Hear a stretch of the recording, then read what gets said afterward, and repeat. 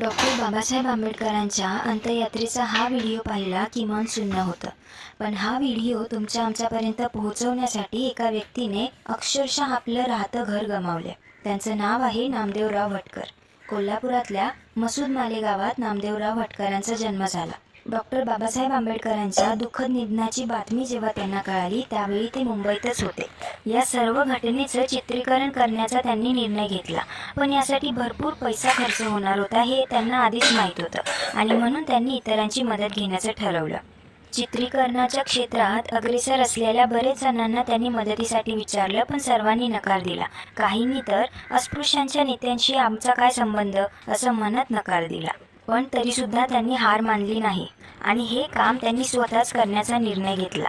हे चित्रीकरण करण्यासाठी जवळपास 3000 फूट निगेटिव्ह रीळ लागणार होती आणि त्यासाठी त्या काळी तब्बल 1400